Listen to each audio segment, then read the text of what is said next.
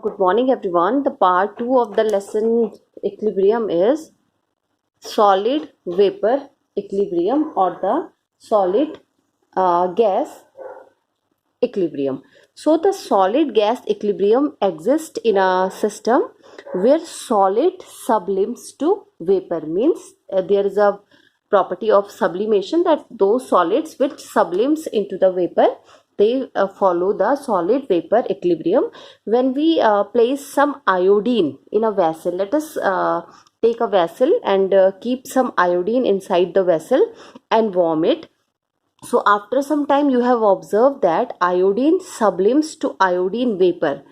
It means that inside the container, you see that the color of the container is light purple in color, because the vapor of the iodine sublimes from solid state to the vapor state.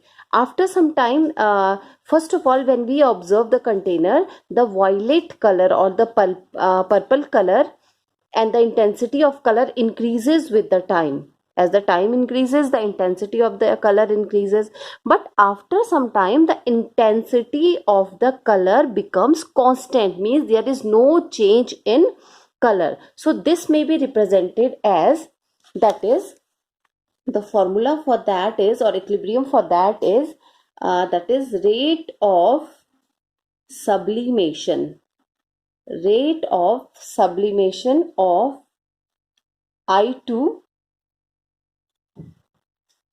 that is solid to vapor, is equals to the rate of condensation of I2 vapor to solid. They both, the reaction are same, or you can represent it as a I2 which is in the solid form. There is an equilibrium in between the I2 which is in vapor form. So there is a equilibrium between the I2 which is in the solid form and the second I2 that is in the vapor form. The another example for the sublimation is ammonium chloride. The ammonium, when you place the ammonium chloride which is solid in any container, after some time you have observed that ammonium chloride is converted into the vaporous state without passing through the liquid state, means it is also a sublimable product, sublimable compound. And another example is a camphor. Camphor are directly converted from the solid state to the vapor state, and there is a equilibrium in between the camphor, here the solid camphor and here the vapor camphor. Now the next topic is equilibrium involving dissolution of solid in liquid and gases in liquid. So under this heading, the first is dissolution of solid, means when you dissolve the solid in liquid. So let us take an example. When we add a small quantity of a sugar to the water, for example, we have 100 ml of water and we add a small quantity of sugar. We add sugar in 100 ml water, and let us assume here the temperature is 273 Kelvin. 273 Kelvin is the temperature. So the sugar is easily dissolved in the water. Now again, if we added some more amount of sugar to that solution, it also dissolved. Such a solution is said to be unsaturated solution. Unsaturated. This one is the unsaturated solution. Unsaturated solution means we add a few amount of sugar to 100 ml of water, it dissolve in it and it give us a solution. Again we have taken some more amount of sugar and now we added that sugar in the solution which we have already prepared. Again we have observed that the sugar is easily dissolved in the solution. So such type of a solution is known as the unsaturated solution. Now, however, if we are continue adding sugar, to the solution.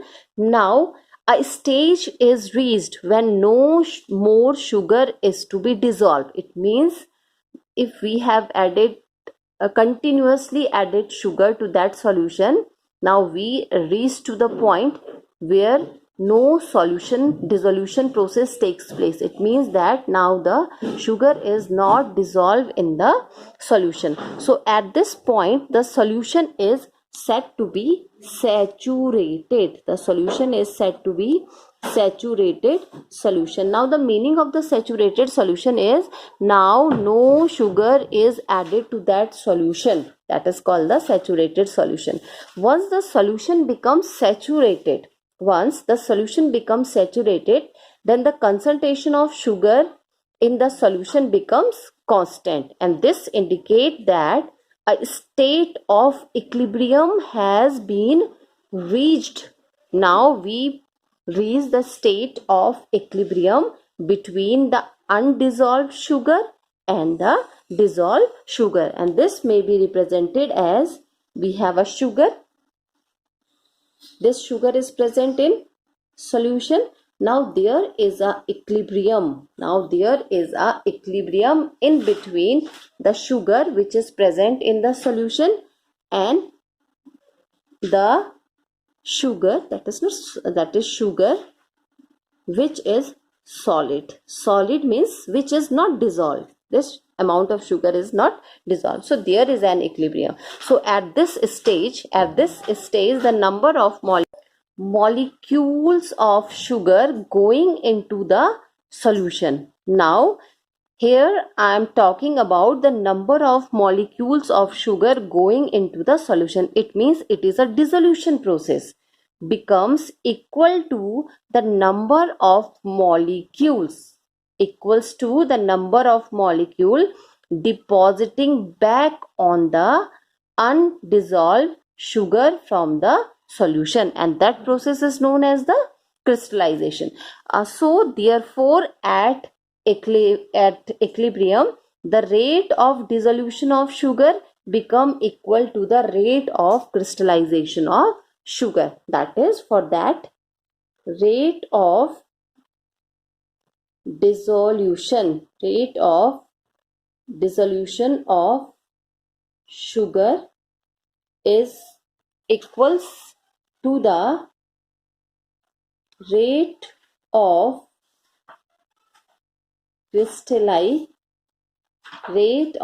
crystallization of sugar.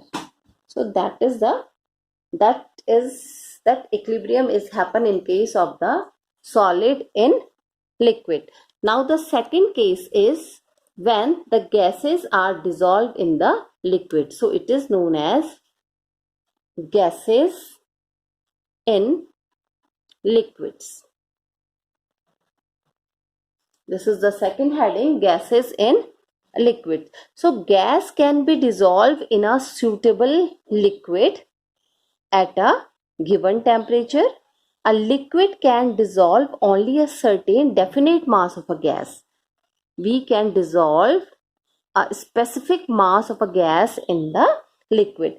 This suggests that the state of equilibrium exists between the molecule in the gaseous state and the molecule dissolved in the liquid. So for example, when the carbon dioxide is dissolved in the soda water, so there is an equilibrium in between the CO2 which is in the gaseous state and now the CO2. When we dissolve such amount of CO2 in the soda water or beverages, so CO2 in solution. Solution means there is a solution of gas and liquid in case of the soda water. So the solubility of a gas in liquid depends on the pressure. The dependence of the solubility of gas and its pressure above the solvent is given by a law, and that law is known as Henry's law. That law is known as the Henry's law. So according to the Henry's law, or the Henry's law is stated as the mass of a gas dissolve in the given mass of a solvent. The mass of a gas dissolve in a given mass of a solvent at a particular temperature is proportional to the pressure of the gas above the solvent, and that is, it is expressed as mass of a gas is directly proportional to the pressure. So M is equal to Kp. If we want to remove this proportionality constant, so here I am using the constant, and that constant is known as the K. That is the K. K is the constant. So in soda water bottle, the gaseous carbon dioxide exists in equilibrium with the carbon dioxide dissolve in the water.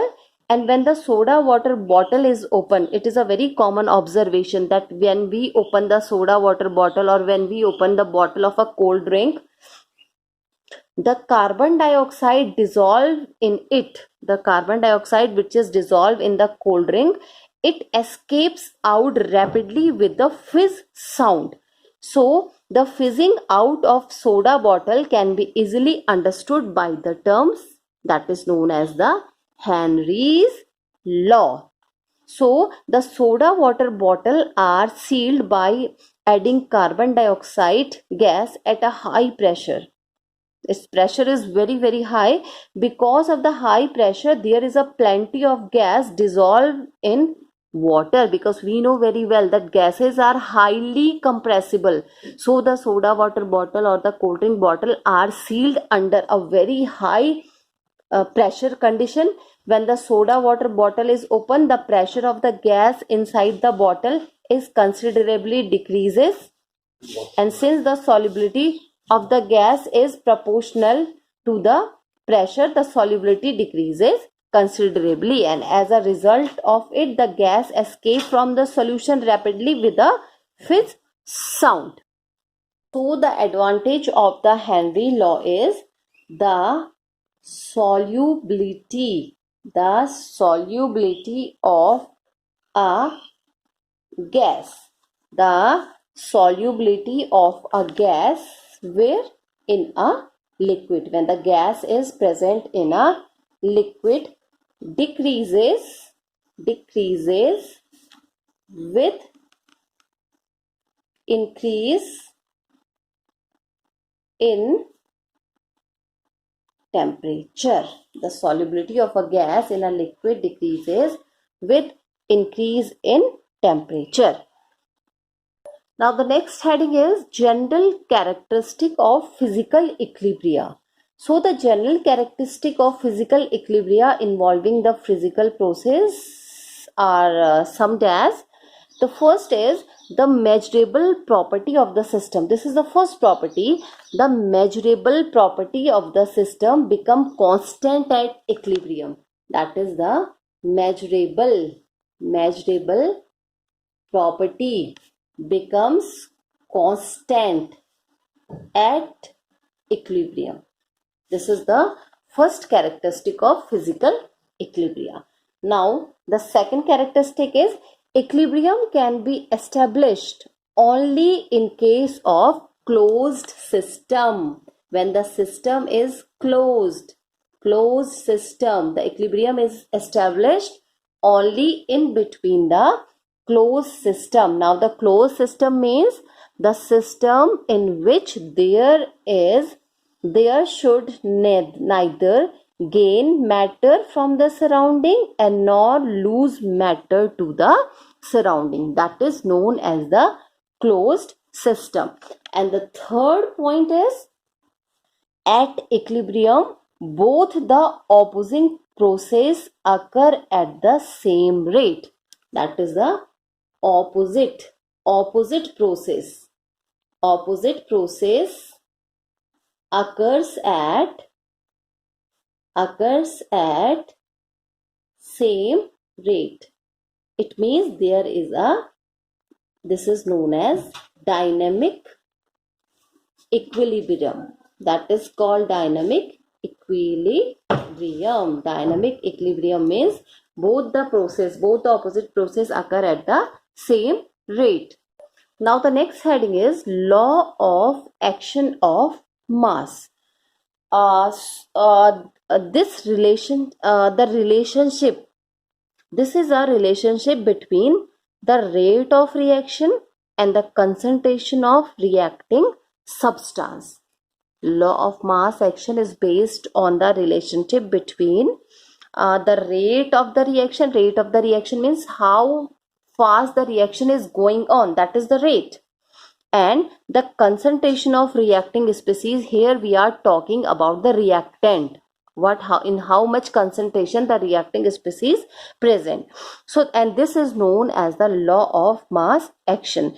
And the law of mass action state that the rate of a chemical reaction, the rate of a chemical reaction is directly proportional to the product of the molar concentration of reactant at constant temperature at any given time. Here I am using the word molar concentration.